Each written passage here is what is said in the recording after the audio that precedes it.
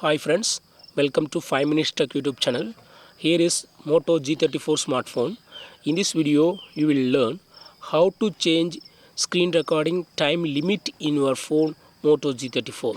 First of all, go to the settings of your phone here, then go to display, then go to screen record here, and